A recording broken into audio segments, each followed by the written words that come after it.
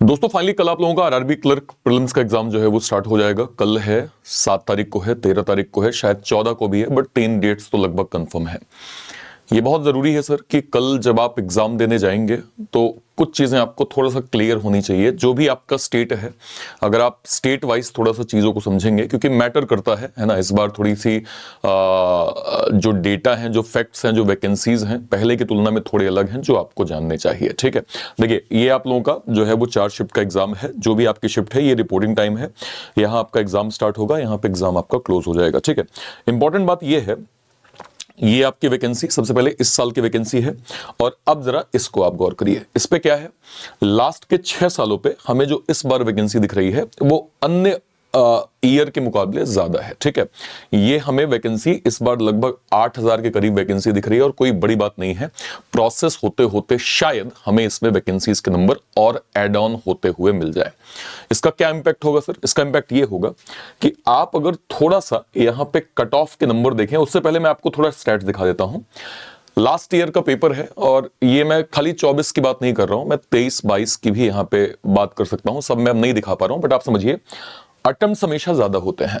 RRB clerk के अंदर attempt ज्यादा होते हैं, पेपर इजी होता है। आरबीआई असिस्टेंट टाइप का एक एग्जाम होता है, आरबीआई असिस्टेंट का भी पेपर बहुत इजी होता है। 100 में से बच्चे 90, 95, 96 अटेम्प्ट करते हैं। यहां पे भी आपको नंबर ऐसे मिलेंगे। ठीक है, ये फर्स्ट शिफ्ट में देखिए 72, 74। सेकंड शिफ्ट में आप देखिए लगभग 71, 73।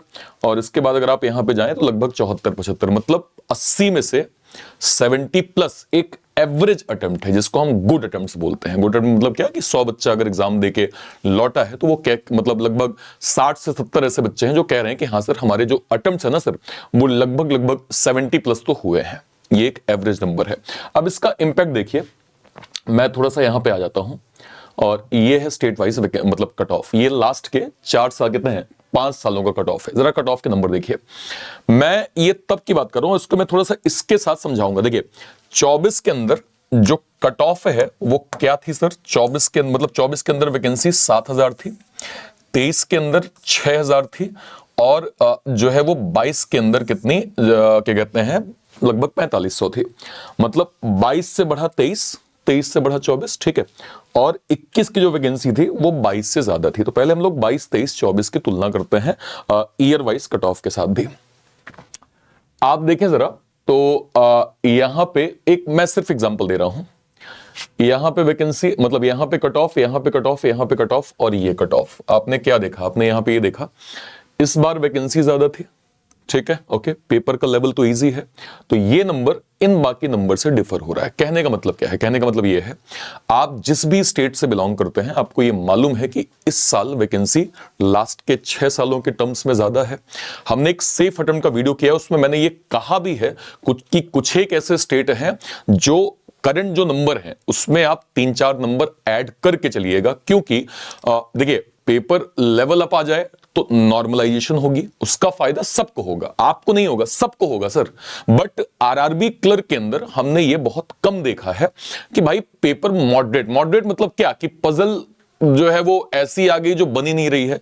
ऐसा जनरली नहीं देखते हैं हम कि कोई ऐसा मिसिंग नंबर सीरीज आ गया जो लॉजिक के सब लॉजिक मैच कर रहा है। ऐसा हमने नहीं देखा सर, जनरली हो जाते हैं अटेम्प्ट। और आपने अभी जैसे मैं अगर थोड़ा सा यहां पे दिखाऊं, तो ये बच्चों के ये मार्क्स हैं जो बच्चे कहते हैं कि सर हम पेपर दे के आए हैं, हमें ऐसा लगता है कि 32 से 35 तो हमने किया है। हम पेपर दे के आए सर, हमें ऐसा लगता है कि हमने 31 से 33 तो किया है। तो ये लाइव एक जो है वो बच्चों का रिव्यू आता है कि सर ये अटेम्प्ट्स हैं, तो अटेम्प्ट्स भी हो जाते हैं। और इतने जो है वो ओवरऑल अटेम्प्ट्स भी हमें दिख रहे हैं और कट ऑफ के नंबर भी हमें दिख रहे हैं। तो कुछ एक स्टेट जहां से आप बिलोंग, जैसे मैं आपको थोड़ा सा एग्जांपल दूं, समझिएगा। एक मैं उत्तराखंड की बात करूंगा। देखिए ये ऐसे स्टेट है, चाहे आप नॉर्मल स्टूडेंट हैं, एक्स सर्विसमैन है, डी एक्स सर्विसमैन है, आपको समझना पड़ेगा कि यहां के कट ऑफ ज्यादा होते हैं, और सभी एग्जाम्स में होते हैं। मैं आरआरबी क्लर्क की बात नहीं कर रहा हूं, सभी एग्जाम्स में होते हैं।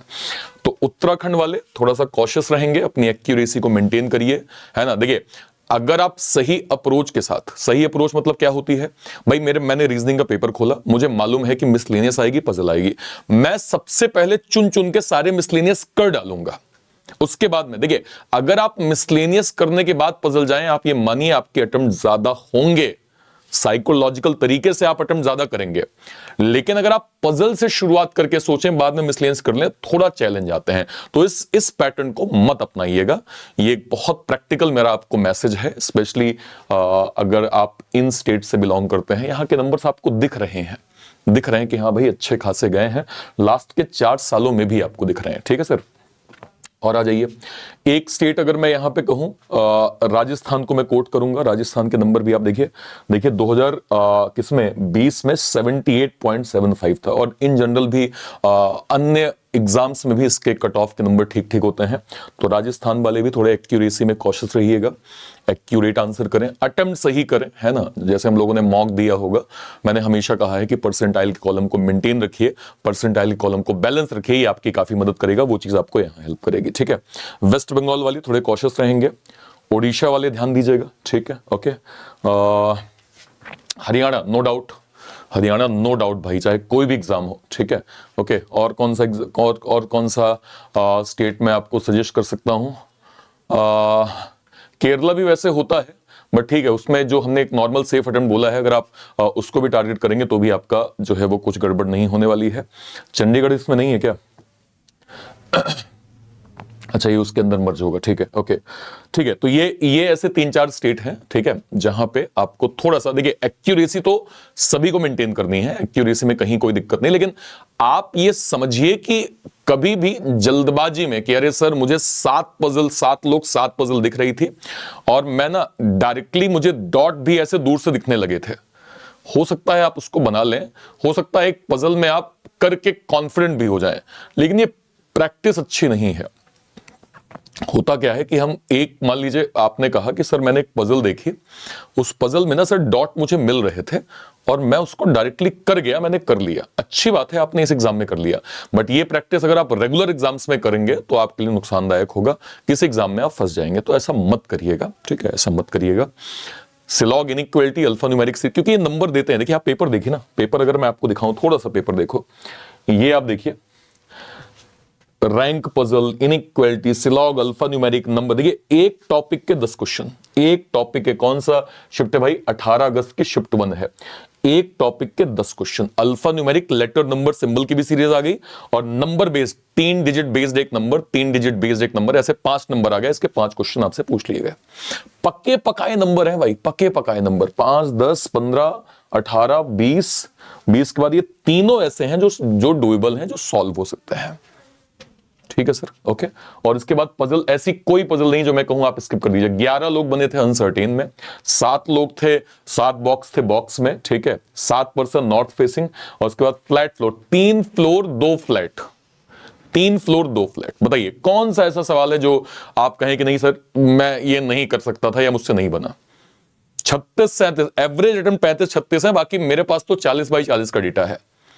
जब रिजल्ट आए थे तो मैंने, मतलब बच्चों ने स्क्रीनशॉट मुझे भेजे थे, 40/40 बच्चे करके आए थे भाई, समझ रहे हैं? तो 40/40 आपका भी पॉसिबल है, बस आप अपनी एक स्ट्रेटेजी, ठीक है, उस पर फोकस करिए। देखिए एक चीज वैसे असंभव है, बट मैं आपको थोड़ा मैसेज कर देता हूं, वैसे मुझे लगता है कि ऐसा नहीं हो सकता है। देखिए नॉर्मली अगर आप पेपर दे रहे हैं, मॉक दे रहे होंगे, जो भी आप मॉक दे रहे हैं, उस मॉक में नंबर मान लीजिए आपके 70 आ रहे हैं, 72 आ गया, 69 आ गया, 71 आ गया, और 74 आ गया, और एकाएक आप एग्जाम देने गए, यहां पे आप 65 पे रुक गए। हालांकि ऐसा नहीं होगा, मतलब आरआरबी क्लर्क के अंदर मैं ये उम्मीद नहीं करता, बट फिर भी एक प्रैक्टिस आपको दिमाग में रखनी है।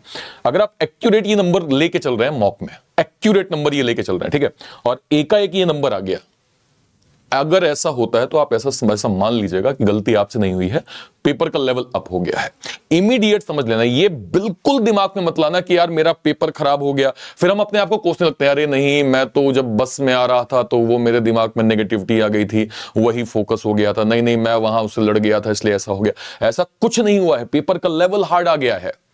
हम इमीडिएट अपने आप को कोसना चालू कर देते हैं कि अरे यार इतनी मेहनत करी यार, आज मैं नर्वस हो गया इसलिए ऐसा हो गया। ऐसा नहीं हुआ सर। अगर आप कंसिस्टेंट मार्क्स गेन कर रहे हैं, इसका मतलब ये खराब नंबर, मतलब ये गलत नंबर्स नहीं है, या ये कोई ऐसा नहीं जो अपने आप मॉक टेस्ट आपको दे रहा है, नहीं, आपकी मेहनत के नंबर है।